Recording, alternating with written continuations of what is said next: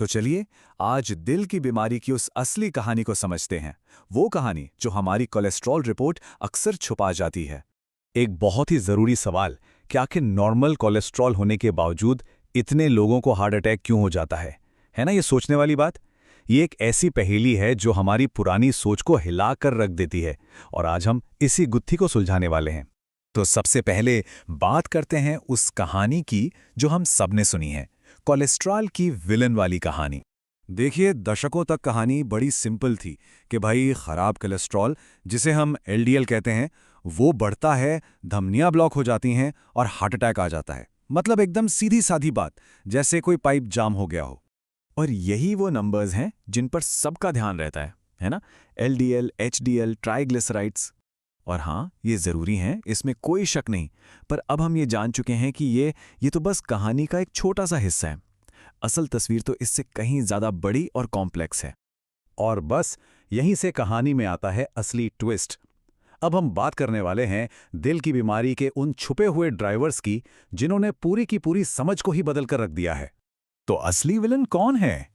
असल शुरुआत होती है क्रॉनिक इन्फ्लेमेशन से। मतलब हमारी धमनियों की दीवारों के अंदर एक धीमी लेकिन लगातार चलने वाली सूजन। और ये कोलेस्ट्रॉल के पिक्चर में आने से बहुत पहले ही दीवारों को अंदर ही अंदर डैमेज करना शुरू कर देती है। समझिए, ये आग की पहली चिंगारी है। और सुनिए, इस बात को कैंटोस ट्रायल ने पक्का भी कर दिया।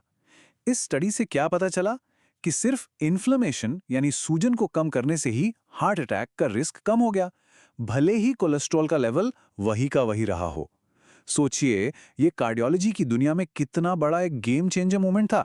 अच्छा, दूसरा छुपा हुआ विलन है इंसुलिन रेजिस्टेंस। इसका मतलब क्या है? सीधा सा मतलब है कि जब शरीर के सेल्स इंसुलिन की बात नहीं सुनते तो खून में शुगर का लेवल बढ़ने लगता है। और ये जो बढ़ी हुई शुगर है ना, ये जहर की तरह है हमारी धमनियों के लिए। उन्हें सीधे सीधे डैमेज करती है। और यही दिल की बीमारी का एक बहुत बड़ा कारण है। इस पूरी कहानी को समझने के लिए ना एक सड़क और गड्ढों का उदाहरण लेते हैं। बहुत बढ़िया है, जरा सोचिए। सड़क पर पहला डैमेज मतलब गड्ढा कौन करता है? इन्फ्लेमेशन। ठीक, अब सड़क का मेंटेनेंस भी खराब है। यह है हमारा खराब शुगर मेटाबॉलिज्म, जो पूरे सिस्टम को और कमजोर कर रहा है। तो फिर एलडीएल कोलेस्ट्रॉल क्या है? वो तो बस सड़क पर पड़ा हुआ मलबा है जो इन गड्ढों में आके फंस जाता है। तो अब बताइए, असली गुनहगार कौन? सिर्फ मलबा या वो खराब सड़क जिसने उसे फंसने का मौका दिया? तो इन सारी बातों को जब हम जोड़ते हैं, तब हमारे सामने आती है हार्ट डिजीज की एक बिल्कुल नई और ज्यादा कंप्लीट पिक्चर, एक नया मॉडल। तो फर्क क्या है? देखिए, पुरानी कहानी का हीरो या कहूं विलन सिर्फ एलडीएल कोलेस्ट्रॉल था। प्रॉब्लम क्या थी? एक प्लम्बिंग की प्रॉब्लम, पाइप ब्लॉक हो गया। लेकिन जो नई कहानी है, उसका फोकस है हमारी पूरी मेटाबॉलिक हेल्थ पर। यहां प्रॉब्लम प्लम्बिंग की नहीं, बल्कि एक इन्फ्लेमेटरी डिसऑर्डर की है। तो जाहिर है, इसका सल्यूशन भी सिर्फ कोलेस्ट्रॉल घटाना नहीं हो सकता। हमें इन्फ्लेमेशन और मेटाबॉलिज्म को कंट्रोल करना होगा। तो फिर अब हमारे लिए सबसे ज्यादा क्या मैटर करता है? सबसे ऊपर हैं, टॉप पर, इंसुलिन रेजिस्टेंस और क्रॉनिक इन्फ्लेमेशन। इनके बाद आता है ब्लड प्रेशर, जो कि बहुत जरूरी है। और एलडीएल कोलेस्ट्रॉल, हाँ वो भी जरूरी है, पर अकेला नहीं। वो इस बड़ी सी पजल का बस एक छोटा सा टुकड़ा है, पूरी पजल नहीं। तो ठीक है, हमने क्यों तो समझ लिया। अब बात करते हैं कैसे की। मतलब हम क्या कर सकते हैं। और यहाँ कुछ बहुत ही प्रैक्टिकल और सस्ते तरीके हैं जो इसी नई समझ पर बेस्ड है। सबसे पहले, अपनी डाइट। इन्फ्लेमेशन से लड़ने के लिए क्या खाएं? रागी, ज्वार जैसे मिलेट्स, हमारी अपनी दालें। मौसम के हिसाब से जो भी फल और सब्जियां मिलें। दही जैसे फर्मेंटेड फूड्स और मूंगफली। याद रखिए, ये सिर्फ खाना नहीं है, ये हमारी मेटाबॉलिक हेल्थ को सुधारने के सबसे पावरफुल और सस्ते हथियारों में से हैं। दूसरा है मूवमेंट। एक्सरसाइज को एक मल्टी टारगेट दवा समझिए। हफ्ते में बस 150 मिनट की एक्टिविटी का टारगेट रखिए, चाहे 45 मिनट की वॉक हो या फिर योगा। ये करता क्या है? ये इंसुलिन की सेंसिटिविटी को सुधारता है, इन्फ्लेमेशन घटाता है और स्ट्रेस हार्मोन्स को भी कम करता है। मतलब ये सीधा बीमारी की जड़ पर काम करता है। और हाँ, कुछ बेसिक आदतें हैं जिन्हें हम अक्सर इग्नोर कर देते हैं, जैसे 7 से 8 घंटे की अच्छी नींद और स्ट्रेस मैनेजमेंट। अब ये सुनने में बहुत बेसिक लगता है ना, लेकिन ये दोनों चीजें सीधा हमारे हार्मोन्स, इन्फ्लेमेशन और मेटाबॉलिज्म पर असर डालती हैं। जी हाँ, उन्हीं चीजों पर जिनकी बात हम तब से कर रहे हैं। तो इन सारी चीज़ों को एक साथ कैसे जोड़ें? आइए इसे हेल्थ के 3 पिलर्स या 3 स्तंभों के एक सिंपल से फ्रेमवर्क में समझते हैं। ये लॉन्ग टर्म में हेल्दी रहने का एक खाका है। तो हेल्थ के ये 3 पिलर्स क्या हैं? पहला और सबसे ज़रूरी, लाइफ़स्टाइल, यानी खाना-पीना, एक्सरसाइज, नींद और स्ट्रेस। दूसरा पिलर, स्मार्ट मॉनिटरिंग, मतलब रेगुलरली अपना बीपी, वज़न और ब्लड शुगर चेक करते रहना। और तीसरा पिलर, ज़रूरत पड़ने पर मेडिकल हेल्प लेना, लेकिन अपने डॉक्टर के साथ, एक पार्टनर की तरह, पूरी जानकारी के साथ। तो देखिए, सबसे अच्छा रास्ता दवा को पूरी तरह से नकार देना नहीं है, बल्कि ये एक कॉम्बिनेशन है। एक तरफ जागरूक लोग, दूसरी तरफ एथिकल डॉक्टर्स और इन दोनों के साथ एक हेल्दी लाइफस्टाइल। ये डर या साइंस को रिजेक्ट करने का मैसेज नहीं है, ये बैलेंस और एम्पावरमेंट का मैसेज है। तो आखिर में जो सबसे ज़रूरी सवाल हमें खुद से पूछना है, वो सिर्फ ये नहीं कि मेरे कोलेस्ट्रॉल के नंबर्स क्या हैं, बल्कि ये है कि मेरा मेटाबॉलिज्म कितना हेल्दी है। और ये एक सवाल हमारी सेहत को देखने का पूरा नज़रिया बदल सकता है।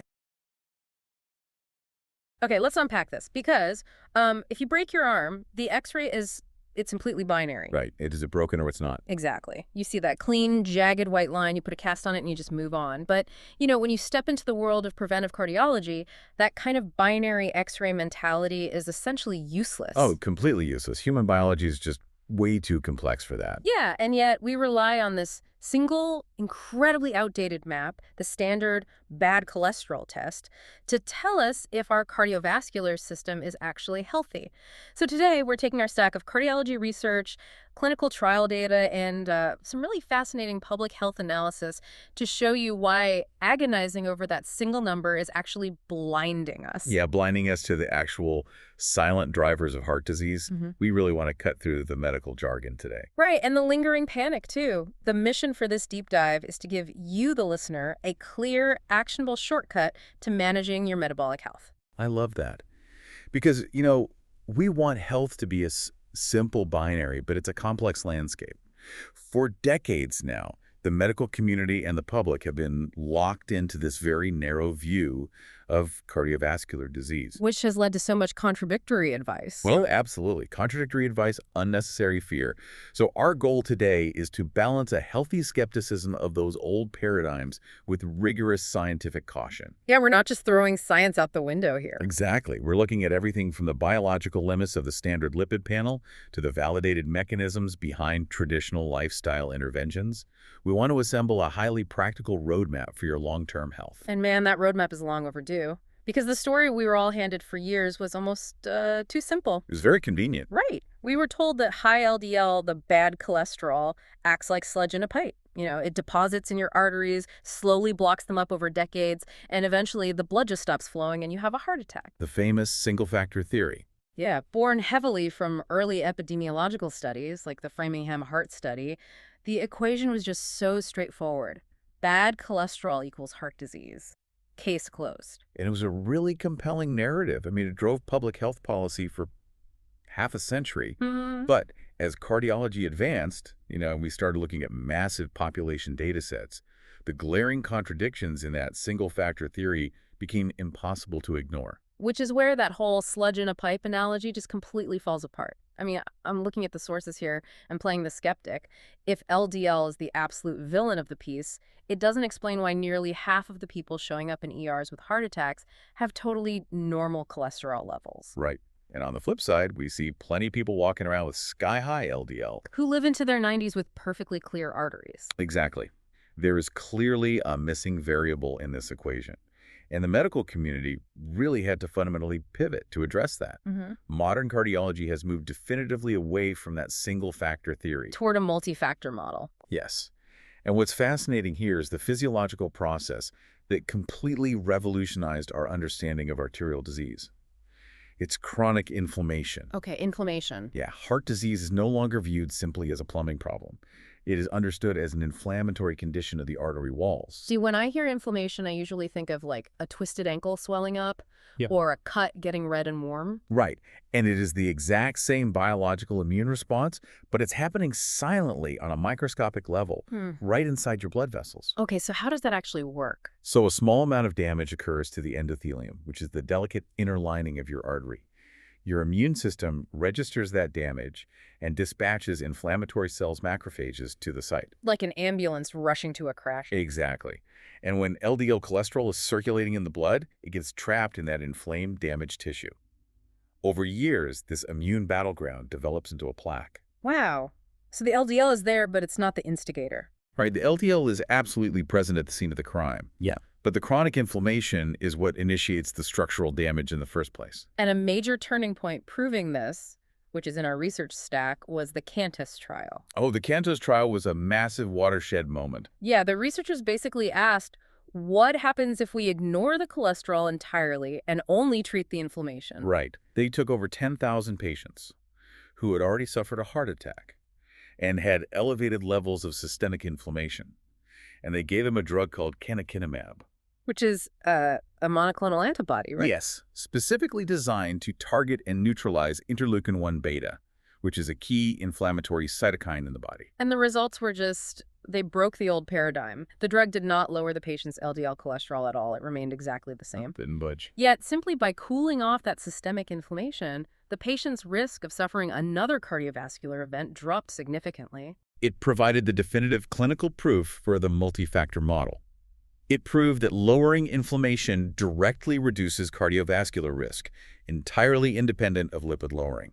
There is an analogy in the sources that synthesizes this perfectly for you, the listener. It's the pothole analogy. I love this one. Yeah, imagine your artery is a busy road. Artery disease is essentially a severe pothole problem on that road. In this biological scenario, the LDL, the bad cholesterol, is just the construction debris or the loose gravel that happens to be rolling around. Right. The chronic inflammation is the actual structural damage to the asphalt. It is the pothole. And if you only focus on aggressively lowering LDL, you're essentially just meticulously sweeping up all the loose gravel on the street. While completely ignoring the jagged, expanding potholes ruining the road. Exactly. The debris wouldn't get embedded in the asphalt if the road wasn't damaged and degraded in the first place. So, okay, this naturally begs the question. If LDL is just the debris, what is the pickaxe actually tearing up the road? That's the million-dollar question. Right. If we want to prevent the potholes, we need to know what's causing the structural damage. And looking at the epidemiological data, the primary drivers point straight to our modern diet and sedentary lifestyle. Specifically, it points to sugar. Yeah, the central driver of cardiovascular disease for a massive portion of the population is insulin resistance and dysfunctional sugar metabolism. Because historically, human genetics adapted to process very little refined carbohydrate, right? Right, almost none. But in the last century, our intake of heavily processed foods, high fructose syrups, and refined starches has completely outpaced our metabolic capacity. And when you overload the system with refined sugar, especially without the physical activity to burn through that glycogen, the body has to do something with the excess energy. It converts it to fat. But it doesn't just store it anywhere. No, it accumulates as visceral fat in the liver and around the abdomen. And that creates a highly toxic metabolic environment. And that's where the insulin resistance starts. Exactly. That visceral fat accumulation leads directly to insulin resistance, meaning your cells stop responding efficiently to insulin. So to compensate, your pancreas pumps out even more insulin. Which sounds bad. It's very bad. This hyperinsulinemia triggers a dangerous cascade in your blood lipids. It drives up your triglycerides, which are the circulating fats in your blood. It suppresses your HDL, which is the protective good cholesterol that normally helps clear out lipid deposits. And most importantly, it continually fuels systemic inflammation. Right. This metabolic dysfunction is so severe that a patient with type 2 diabetes has a cardiovascular risk profile 2 to 4 times higher than a non-diabetic. 2 to 4 times. That means essentially every poorly managed type 2 diabetic is already dealing with severe arterial disease, whether they feel symptoms or not. Absolutely. But reading through the sources, there was a massive aha moment for me here. There is another mechanism that connects the sugar right back to the cholesterol. Excess sugar and insulin resistance actually alter the physical structure of the LDL particles themselves. Yes, it fundamentally changes their morphology. When you have high triglycerides and insulin resistance, your liver alters how it packages cholesterol. It begins producing what we call small, dense LDL particles. Okay, I think of it like the difference between beach balls and golf balls. That's a great visual. If you throw a giant, buoyant beach ball at a chain link fence, it just bounces off. That is large, buoyant LDL. But if you throw a handful of golf balls at that same fence... They slip right through the gas. Exactly. The small, dense LDL particles are the golf balls. They are tiny enough to easily penetrate the endothelial lining of the artery and get lodged in those inflammatory potholes. And to make matters worse, the sugar in your blood can attach to these particles, a process called glycation. Right. That makes them sticky, oxidized, and even more prone to causing damage. And here's the crazy part. The structural difference is critical, yet the standard lipid profile you get at an annual physical is completely blind to it. Completely blind. A standard test measures the total volume or concentration of cholesterol in the LDL fraction. It does not measure the size or the density of the particles. So you could get a lab report showing a perfectly normal total LDL number. But due to your high sugar diet and insulin resistance, your bloodstream might be saturated with thousands of highly atherogenic, small, dense particles. This completely explains why so many people have heart attacks despite having good numbers on paper. Their metabolic environment is actively destroying their vessels. Yeah, and this underlying inflammation changes how we need to think about the heart attack itself. We established that the sludge clogging the pipe to 100% is an outdated visual. Right. The reality of a plaque rupture is far more volatile. Because the traditional visual suggests that you only need to worry when an artery is like 90 or 99% blocked. The assumption is that blood flow simply trickles to a halt. But intravascular imaging and modern pathology reveal a different mechanism entirely. If we connect this to the bigger picture, the majority of acute myocardial infarctions, heart attacks, occur in arteries that are only 30 to 40% blocked by plaque. Wait, really? Only 30 to 40%? Yes. So we're looking at a 30% plaque. It's not severely clogging the pipe. Blood is flowing past it just fine. Why is that specific plaque causing a sudden heart attack? Because the danger lies in the composition of the plaque, not its size. A vulnerable plaque has a soft, liquid lipid core covered by a very thin, fibrous cap. Like a fragile membrane. Exactly, separating the plaque from the flowing blood. And chronic inflammation means that immune cells, those macrophages, are constantly active within the plaque, secreting enzymes that actively thin and degrade that fibrous cap. So they're essentially eating away at the protective shell from the inside. Exactly. And suddenly, due to a spike in blood pressure, stress, or just progressive weakening, that thin cap ruptures. It tears open. Oh. The soft, highly thrombogenic lipid core is instantly exposed to the flowing blood. Your body registers this exactly as it would a massive external wound. So it tries to heal it. Right. The coagulation cascade kicks in immediately and platelets rush to the site to seal the tear. In a matter of minutes, the body forms a massive blood clot right on top of the ruptured plaque. And is that sudden secondary clot that instantly blocks the remaining 70% of the artery. It's not a slow clog. It's a sudden thrombotic ambush. It happens in minutes. And the terrifying part is that a vulnerable 30% plaque produces absolutely no symptoms. You can have severe endothelial dysfunction, high inflammation, and vulnerable plaques, and still feel entirely normal while running a 5K on a Saturday morning. Which is why these conditions, hypertension, early-stage coronary artery disease, type 2 diabetes, are referred to as silent killers. They do not announce themselves until the structural damage has reached a critical threshold. So relying on how you physically feel as the sole metric for your metabolic health is a massive vulnerability for you. That's extremely dangerous. But at the same time, if you start researching these silent issues, it is very easy to become deeply cynical about the modern medical system. For sure. Because patients often feel like they're being funneled into this machine of over-testing and lifelong prescriptions, largely driven by pharmaceutical economics. I mean, look at the sources detailing international markets. Right, the pricing discrepancies. Yeah. India's Jan Aushadhi initiative, for example, is a government program providing high-quality generic medicines to the public.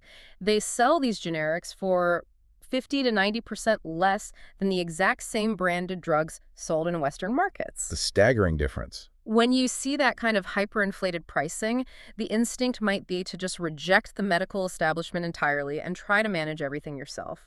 So what does this all mean? Should we just avoid doctors entirely? No, absolutely not. The economic disparities and the valid critiques of pharmaceutical pricing often drives patients toward medical nihilism, but completely avoiding the healthcare system is a dangerous overcorrection. Right. To navigate this landscape, the most effective strategy is adopting what we can call a modern healthcare triad. It requires assembling a team consisting of an ethical doctor, artificial intelligence, and you as the educated patient. Okay, let's break that down. The doctor's role is obvious. You cannot outsource a physical examination to a computer. If you have an acute issue, chest pain, or need a complex procedure, you need a trained physician who understands clinical nuance and emergency intervention. Exactly.